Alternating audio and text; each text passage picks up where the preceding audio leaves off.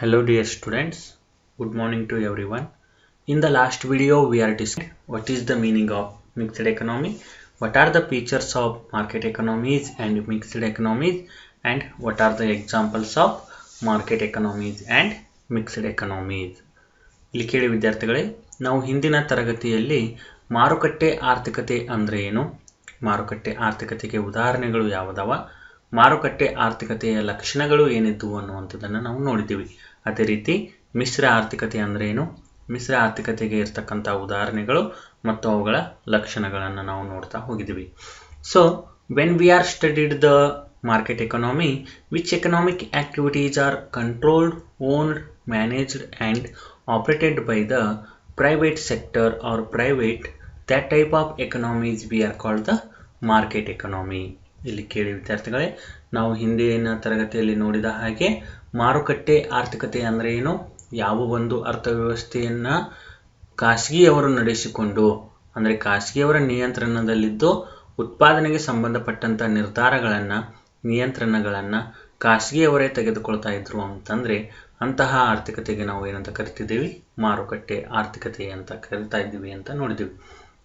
So in this class we are discussing about the what is the meaning of positive and normative economies. The next concept is positive and normative economies. So when we are observing the entire economies, that economies are positive or normative.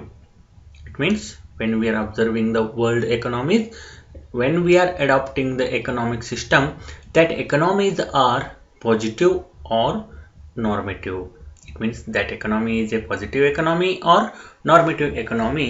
The some economists are decided to or described to what type of economic activities are mainly represented to, or which economic activities are we are called the positive economy and normative economy. It means when we are adopting the economic policies, economic system, economics rules that are positive or ನಾರ್ಮೆಟಿವ್. ಇಲ್ಲಿ ಕೇಳಿ ವಿದ್ಯಾರ್ಥಿಗಳೇ, ನಾವು ಅರ್ಥವ್ಯವಸ್ಥೆಗಳನ್ನು ಅಧ್ಯಯನ ಮಾಡಿದಾಗ ಅಥವಾ ಅರ್ಥವ್ಯವಸ್ಥೆಯನ್ನು ನೋಡ್ತಾ ಹೋದ ಹಾಗೆ ಆ ಅರ್ಥವ್ಯವಸ್ಥೆಗಳು ಮಾದರಿ ಅರ್ಥವ್ಯವಸ್ಥೆಗಳದಾವೋ ಅಥವಾ ವಾಸ್ತವಿಕ ಅರ್ಥವ್ಯವಸ್ಥೆಗಳದಾವೋ. ಮಾದರಿ ಅರ್ಥವ್ಯವಸ್ಥೆಗಳು ಇದ್ದರೆ ಯಾಕೆ ನಾವು ಅವಕ್ಕೆ ಮಾದರಿ ಅರ್ಥವ್ಯವಸ್ಥೆ ಅಂತ ಹೇಳಬೇಕು, ಅಥವಾ ವಾಸ್ತವಿಕ ಅರ್ಥವ್ಯವಸ್ಥೆಗಳಿದ್ದರೆ ಏಕೆ ನಾವು ಅವಕ್ಕೆ ವಾಸ್ತವಿಕ ಅರ್ಥವ್ಯವಸ್ಥೆಗಳು ಅಂತ ಹೇಳಬೇಕು.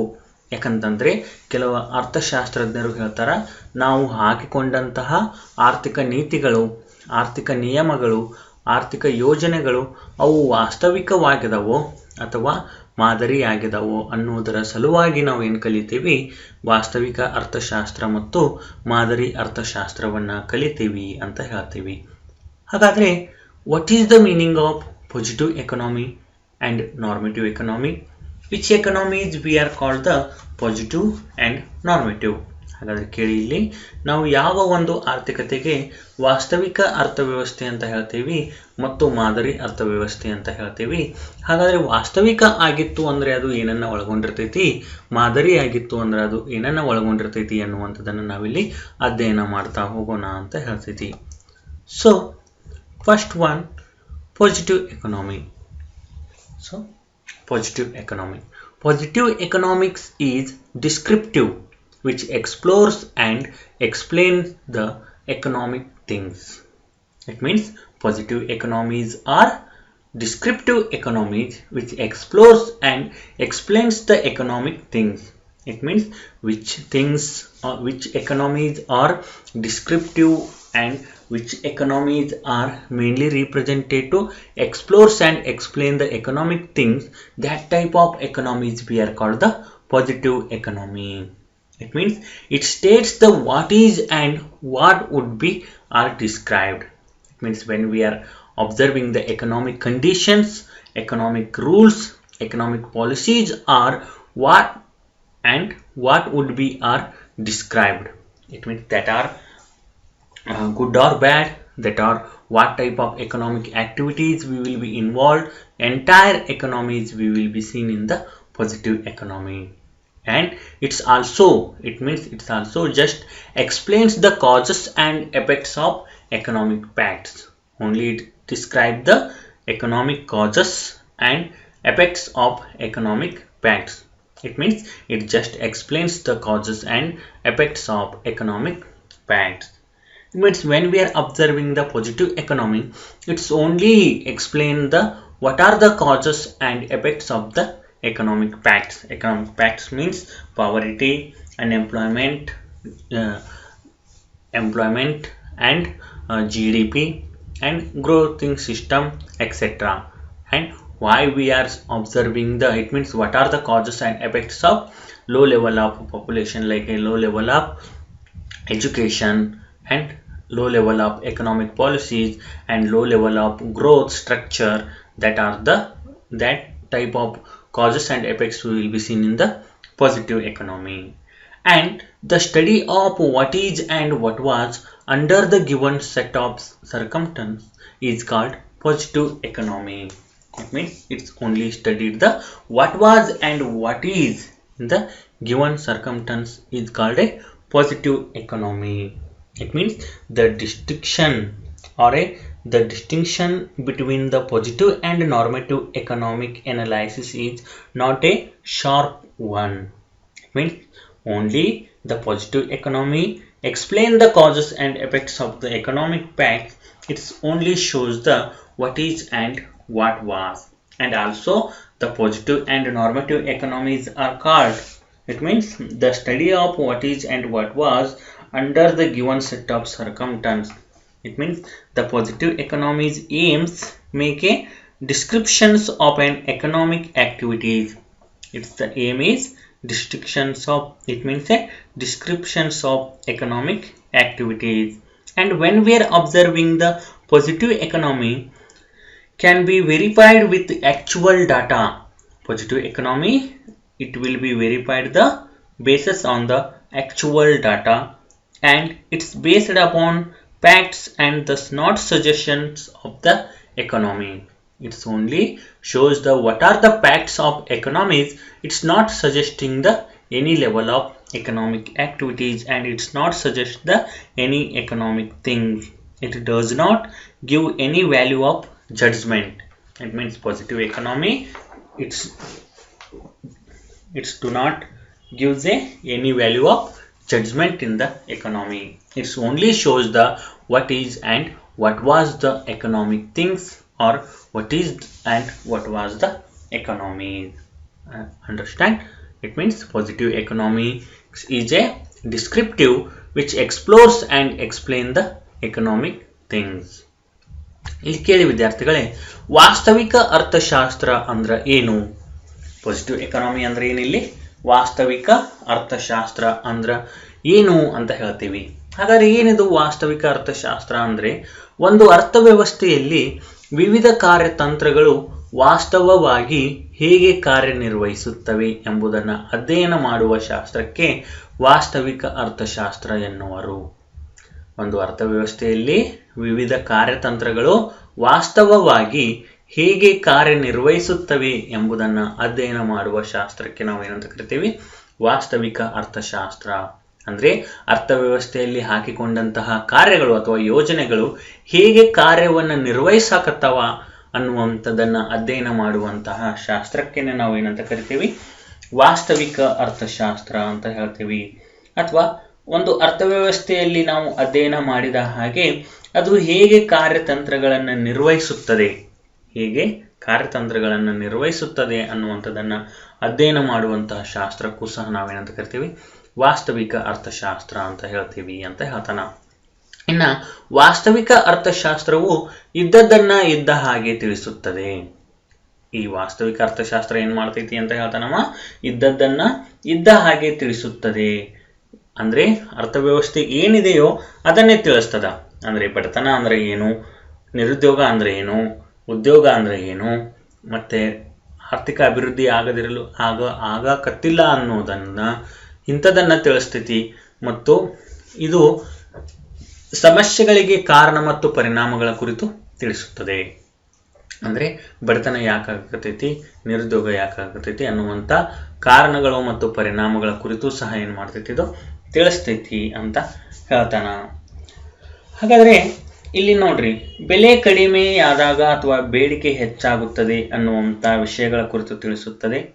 ಅಂದರೆ ಅರ್ಥಶಾಸ್ತ್ರ, ವಾಸ್ತವಿಕ ಅರ್ಥಶಾಸ್ತ್ರ ಎಂಬುದನ್ನು ನಾವು ಹೇಗೆ ಅಧ್ಯಯನ ಮಾಡಬೇಕು ಅಂತ ನೋಡಿದಾಗ, ಭಾರತದಲ್ಲಿ ಅಥವಾ ಒಂದು ಆರ್ಥಿಕತೆಯಲ್ಲಿ ಬೆಲೆ ಕಡಿಮೆಯಾದಾಗ ಬೇಡಿಕೆ ಹೆಚ್ಚಾಗುತ್ತದೆ ಅನ್ನುವಂಥ ವಿಷಯಗಳನ್ನು ಕುರಿಸುವಂಥ ಶಾಸ್ತ್ರ ಇತ್ತು ಅಂತಂದರೆ ಅದು ಯಾವ ಅರ್ಥಶಾಸ್ತ್ರ? ವಾಸ್ತವಿಕ ಅರ್ಥಶಾಸ್ತ್ರ ಅಂತ ನಾವು ಹೇಳ್ತೀವಿ. ಅಥವಾ ಒಟ್ಟಾರೆಯಾಗಿ ವಾಸ್ತವಿಕ ಅರ್ಥಶಾಸ್ತ್ರವು ಕಾರ್ಯತಂತ್ರಗಳ ಕಾರ್ಯನಿರ್ವಹಣೆಯನ್ನು ಅಧ್ಯಯನ ಮಾಡುತ್ತದೆ. ಒಟ್ಟಾರೆಯಾಗಿ ವಾಸ್ತವಿಕ ಅರ್ಥಶಾಸ್ತ್ರ ಏನು ಅಧ್ಯಯನ ಮಾಡ್ತೈತಿ?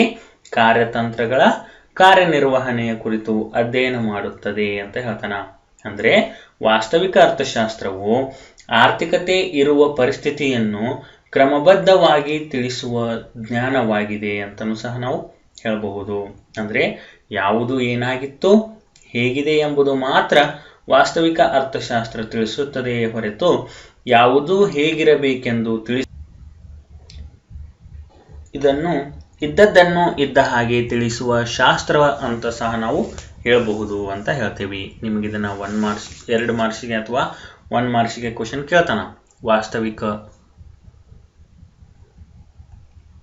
ವಾಸ್ತವಿಕ ಅರ್ಥಶಾಸ್ತ್ರ ಅಂದ್ರೆ ಏನು ಅಂತ ಕೇಳಿದಾಗ, ಒಂದು ಅರ್ಥವ್ಯವಸ್ಥೆಯಲ್ಲಿ ವಿವಿಧ ಕಾರ್ಯತಂತ್ರಗಳು ವಾಸ್ತವವಾಗಿ ಹೇಗೆ ಕಾರ್ಯನಿರ್ವಹಿಸುತ್ತವೆ ಎಂಬುದನ್ನು ಅಧ್ಯಯನ ಮಾಡುವಂತಹ ಶಾಸ್ತ್ರಕ್ಕೆ ನಾವು ಏನಂತ ಕರಿತೀವಿ?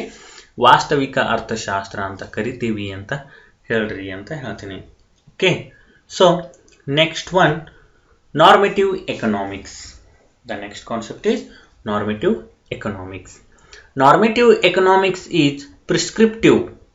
Normative economics is prescriptive, which deals with how the basic economic activity should be done.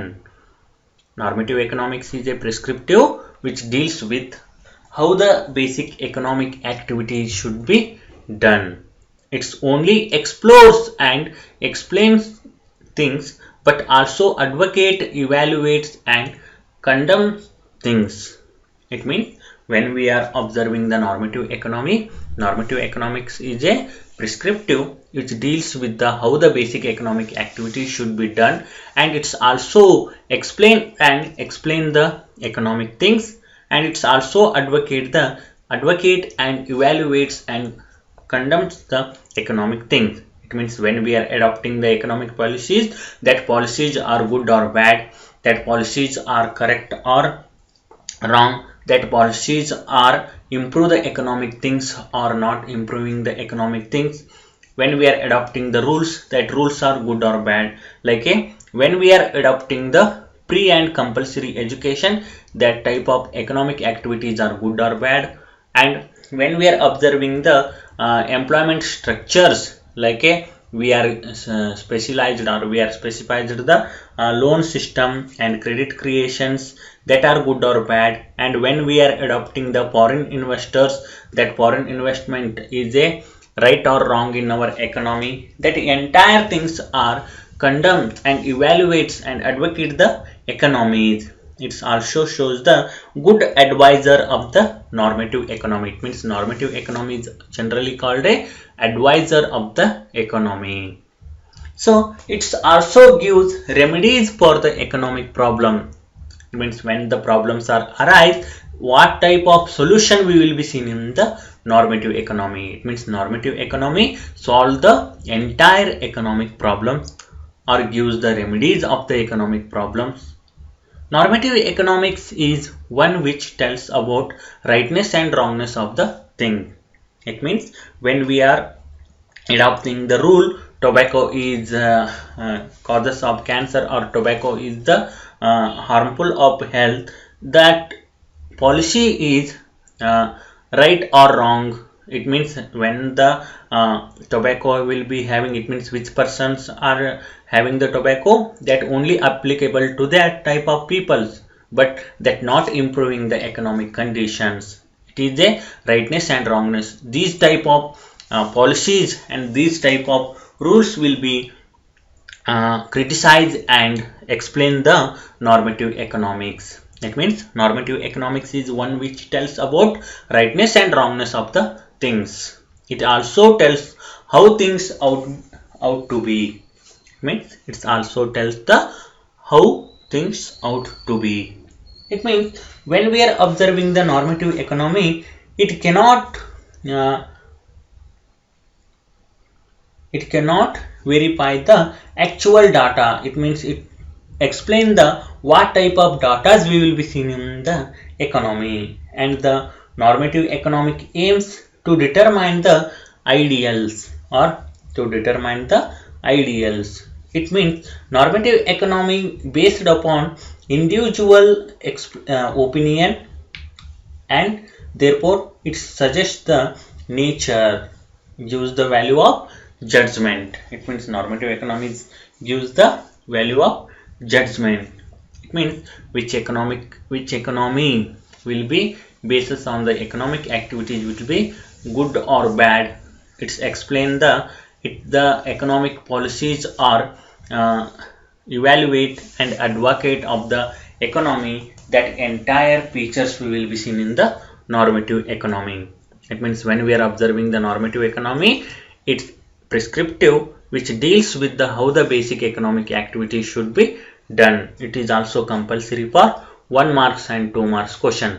Suppose when we are observing in your examination, suppose some questions will be arise, give the meaning of normative economy and what are the difference between the positive economics and normative economics. So you should write the meaning of normative economy and difference of the normative economies. ಇಲ್ಲಿ ಕೇಳಿ ವಿದ್ಯಾರ್ಥಿಗಳೇ, ನಮ್ಗೆ next ಬರುವಂಥದ್ದು ಯಾವುದು ಅಂದರೆ ಮಾದರಿ ಅರ್ಥಶಾಸ್ತ್ರ. ಹಾಗಾದರೆ ಮಾದರಿ ಅರ್ಥಶಾಸ್ತ್ರ ಅಂದರೆ ಏನು? ಒಂದು ಅರ್ಥವ್ಯವಸ್ಥೆಯಲ್ಲಿ ವಿವಿಧ ಕಾರ್ಯತಂತ್ರಗಳು ಅಪೇಕ್ಷಣೀಯವಾಗಿವೆಯೇ ಅಥವಾ ಇಲ್ಲವೇ ಎಂಬುದನ್ನು ತಿಳಿಸುವ ಶಾಸ್ತ್ರಕ್ಕೆ ನಾವು ಏನಂತ ಕರಿತೇವೆ? ಮಾದರಿ ಅರ್ಥಶಾಸ್ತ್ರ ಅಂತ ಹೇಳ್ತೇವೆ. ಒಂದು ಅರ್ಥವ್ಯವಸ್ಥೆಯಲ್ಲಿ ವಿವಿಧ ಕಾರ್ಯತಂತ್ರಗಳು ಅಪೇಕ್ಷಣೀಯವಾಗಿವೆಯೇ ಅಥವಾ ಇಲ್ಲವೇ ಅನ್ನುವಂಥದ್ದನ್ನು ತಿಳಿಸುವಂಥದ್ದು. ಅಥವಾ ಮಾದರಿ ಅರ್ಥಶಾಸ್ತ್ರವು ಕಾರ್ಯತಂತ್ರಗಳ ಮೌಲ್ಯಮಾಪನ ಮಾಡುತ್ತದೆ ಅಂತ ಸಹ ನಾವು ಹೇಳ್ಬೋದು. ಮಾದರಿ ಅರ್ಥಶಾಸ್ತ್ರ ಏನು ಮಾಡ್ತೈತೆ ಅಂತ ಹೇಳ್ತಾನ? ಕಾರ್ಯತಂತ್ರಗಳ ಮೌಲ್ಯಮಾಪನ ಮಾಡ್ತದ. ಅಂದರೆ ಒಂದು ಅರ್ಥವ್ಯವಸ್ಥೆಯಲ್ಲಿ ವಿವಿಧ ಕಾರ್ಯತಂತ್ರಗಳು ಅಪೇಕ್ಷಣೀಯವಾಗಿವೆಯೇ ಅಥವಾ ಇಲ್ಲವೇ ಎಂದು ಹೇಳಿ ನೈತಿಕ ದೃಷ್ಟಿಯಿಂದ ಹೇಗಿರಬೇಕು ಎಂಬುದನ್ನು ಹೇಳುವುದಕ್ಕೆ ನಾವು ಏನಂತ ಕರಿತೇವೆ? ಮಾದರಿ ಅರ್ಥಶಾಸ್ತ್ರ.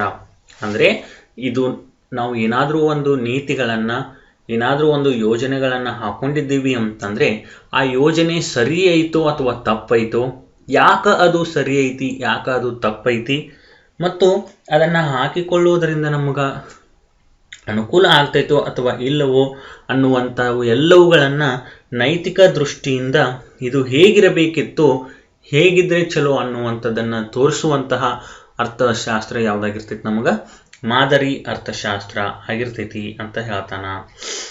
ಇನ್ನು ಮಾದರಿ ಅರ್ಥಶಾಸ್ತ್ರವು ವಿಷಯಗಳು ಹೇಗಿರಬೇಕು ಎಂಬುದನ್ನು ತಿಳಿಸುತ್ತದೆ.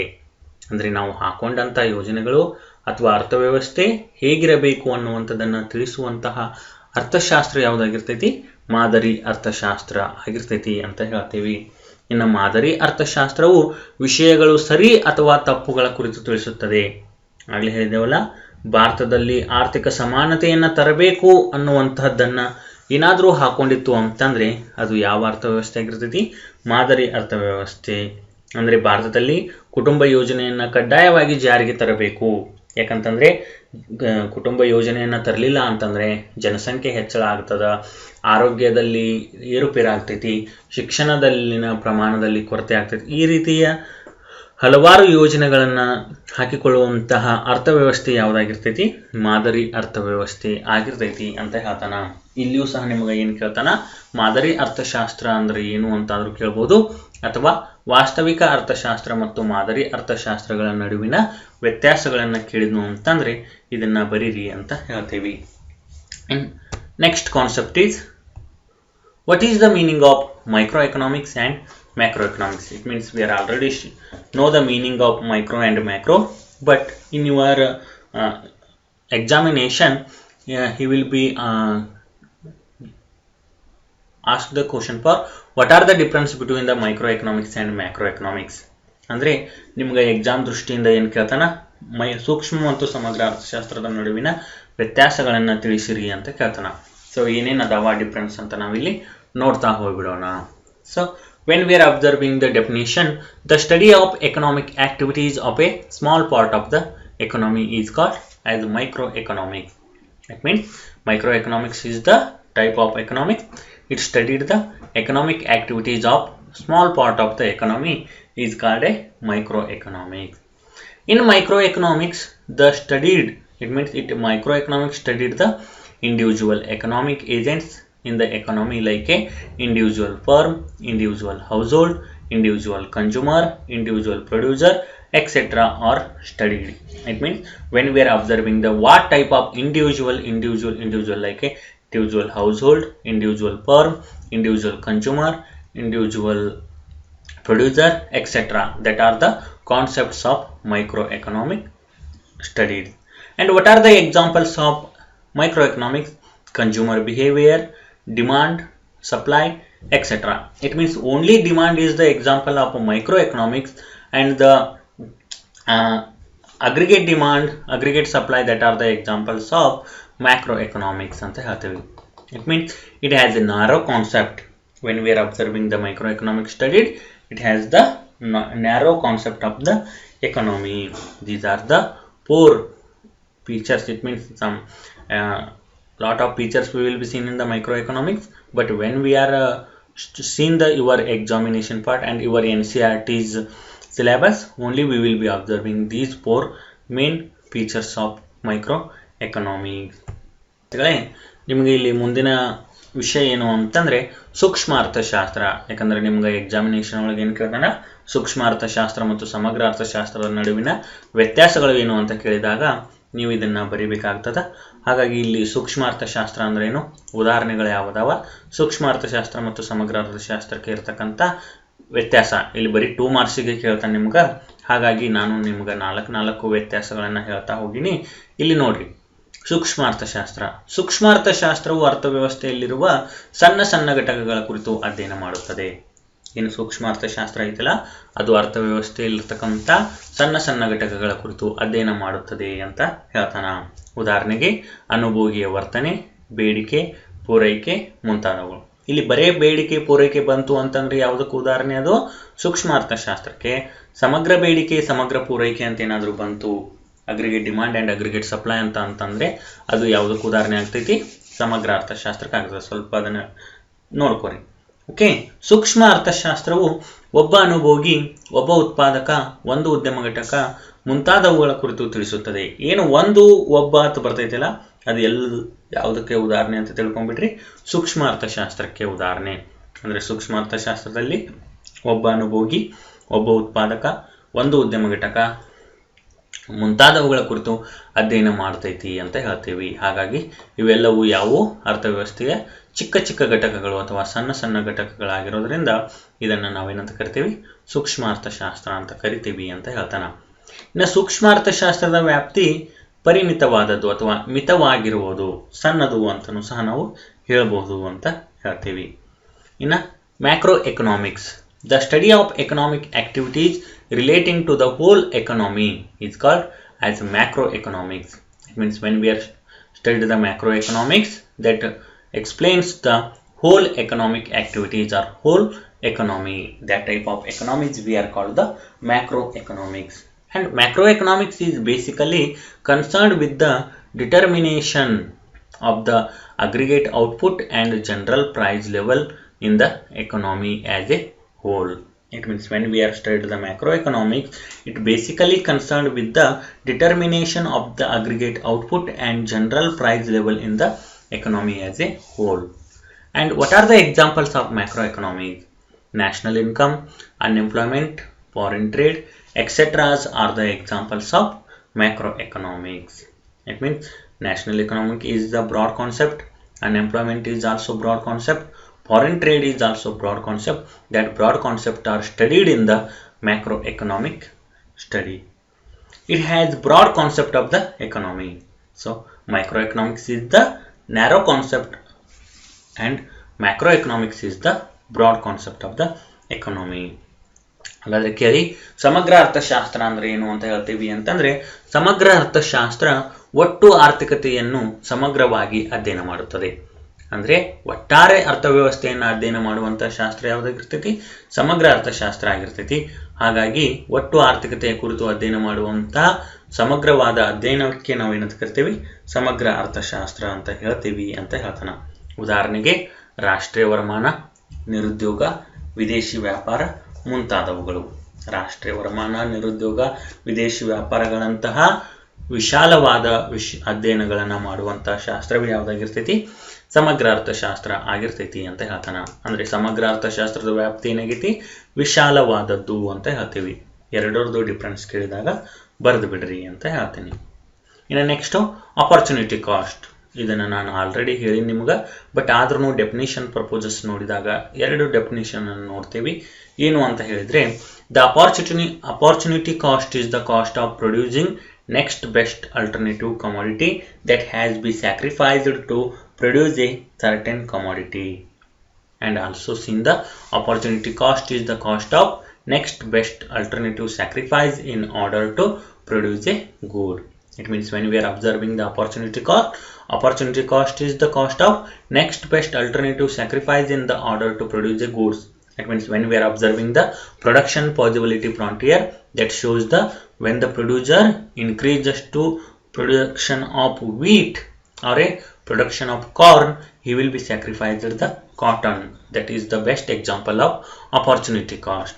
ಇಲ್ಲಿ ಕೇಳಿ ವಿದ್ಯಾರ್ಥಿಗಳೇ, ಸದಾವಕಾಶ ವೆಚ್ಚ ಅಂದ್ರೆ ಏನು ಅಂತ ಹೇಳ್ತೀವಿ ಅಂತಂದ್ರೆ, ಒಂದು ಸರಕನ್ನ ಸ್ವಲ್ಪ ಅಧಿಕ ಪ್ರಮಾಣದಲ್ಲಿ ಪಡೆಯಲು ಬಯಸಿದರೆ ಅದರ ಬದಲಾಗಿ ಇನ್ನೊಂದು ಸರಕನ್ನ ಏನು ಮಾಡ್ತೀವಿ ನಾವು? ಸ್ವಲ್ಪ ಪ್ರಮಾಣದಲ್ಲಿ ಬಿಟ್ಟು ಕೊಡಬೇಕಾಗುತ್ತದೆ. ಅದನ್ನೇ ನಾವು ಏನಂತ ಕರಿತೀವಿ? ಸದಾವಕಾಶ ವೆಚ್ಚ ಅಂತ ಹೇಳ್ತೀವಿ ಅಂತ ಹೇಳ್ತಾನ. ಅಂದ್ರೆ ಒಬ್ಬ ಉತ್ಪಾದಕ ಒಂದು ಸರಕನ್ನ ಹೆಚ್ಚುವರಿಯಾಗಿ ಉತ್ಪಾದಿಸಬೇಕು ಅಂತಂದ್ರೆ ಇನ್ನೊಂದನ್ನ ಕಡಿಮೆ ಉತ್ಪಾದಿಸ್ತಾನ. ಎಲ್ಲಿ ಅಂದ್ರೆ ಉತ್ಪಾದನಾ ಸಾಧ್ಯತಾ ಗಡಿ ಮತ್ತು ಉತ್ಪಾದನಾ ಸಾಧ್ಯತಾ ಘನದಲ್ಲಿ ನೋಡಿದ್ದೇವೆ ನೋಡ್ರಿ. ಯಾವಾಗ ಒಬ್ಬ ಉತ್ಪಾದಕ ಧಾನ್ಯಗಳ ಉತ್ಪಾದನೆಯನ್ನ ಹೆಚ್ಚಿಗೆ ಮಾಡಬೇಕು ಅನ್ಕೋತಾನೋ ಅವನು ಏನ್ ಮಾಡ್ತಾನ? ಹತ್ತಿಯನ್ನ ತ್ಯಾಗ ಮಾಡ್ತಾನ. ಅದು ಒಂದು ಉತ್ತಮ ಉದಾಹರಣೆ ಅಂತ ಹೇಳ್ತೀವಿ. Okay, in conclusion of the chapter. So when we are observing the in conclusion of the chapter, when we are studied the first chapter, that is introductory to microeconomy, that shows the what is the meaning of microeconomics, what are the difference between the microeconomics and macroeconomic, what are the central problems of an economy, and what are the organization of economies like a central planned economy, market economy, and mixed economy. And it also shows the production possibility frontier, which is the positive economy and which is the normative economy, and what is the meaning of opportunity cost. ಇಲ್ಲಿ ಕೇಳಿ ವಿದ್ಯಾರ್ಥಿಗಳೇ, ಈ ಮೊದಲನೇ ಅಧ್ಯಾಯವನ್ನು ನಾವು ಸಂಪೂರ್ಣವಾಗಿ ಕಲಿಯೋದ್ರಿಂದ ನಮಗೆ ಏನೆಲ್ಲ ತಿಳಿದು ಬರ್ತೈತಿ ಅಂತಂದ್ರೆ, ಸೂಕ್ಷ್ಮ ಅರ್ಥಶಾಸ್ತ್ರ ಅಂದ್ರೆ ಏನು ಮತ್ತು ಸಮಗ್ರ ಅರ್ಥಶಾಸ್ತ್ರ ಅಂದ್ರೆ ಏನು, ಸೂಕ್ಷ್ಮ ಅರ್ಥಶಾಸ್ತ್ರ ಮತ್ತು ಸಮಗ್ರ ಅರ್ಥಶಾಸ್ತ್ರದ ನಡುವಿನ ವ್ಯತ್ಯಾಸಗಳು ಏನದವ, ಆ ಕೇಂದ್ರೀಯ ಯೋಜಿತ ಆರ್ಥಿಕತೆಯ ಸಮಸ್ಯೆಗಳು ಯಾವದವ, ಅಂದ್ರೆ ಅರ್ಥವ್ಯವಸ್ಥೆಯ ಕೇಂದ್ರೀಯ ಸಮಸ್ಯೆಗಳು ಯಾವದವ. ನಾವು ಅರ್ಥವ್ಯವಸ್ಥೆಯನ್ನ ಯಾವ ರೀತಿ ವಿಭಾಗಿಸ್ತೀವಿ ಅಂದ್ರೆ ಕೇಂದ್ರೀಯ ಯೋಜಿತ ಆರ್ಥಿಕತೆ, ಮಾರುಕಟ್ಟೆ ಆರ್ಥಿಕತೆ ಮತ್ತು ಮಿಶ್ರ ಆರ್ಥಿಕತೆ ಅಂತ ಹೇಳ್ತೀವಿ. ಮಾದರಿ ಅರ್ಥವ್ಯವಸ್ಥೆ ಅಂದ್ರೇನು ಮತ್ತು ವಾಸ್ತವಿಕ ಅರ್ಥವ್ಯವಸ್ಥೆ ಅಂದ್ರೇನು, ಉತ್ಪಾದನಾ ಸಾಧ್ಯತಾ ಗಡಿಯ ಕುರಿತು ಅಧ್ಯಯನ ಮಾಡ್ತೀವಿ. ಹಾಗೂ ಸೂಕ್ಷ್ಮ ಅರ್ಥಶಾಸ್ತ್ರ ಮತ್ತು ಸಮಗ್ರ ಅರ್ಥಶಾಸ್ತ್ರಗಳ ವ್ಯತ್ಯಾಸಗಳೊಂದಿಗೆ ಸದಾವಕಾಶ ವೆಚ್ಚ ಅಂದ್ರೆ ಏನು ಅಂತ ಕಲಿತೀವಿ ಅಂತ ಹೇಳ್ತೀವಿ. Okay, thank you.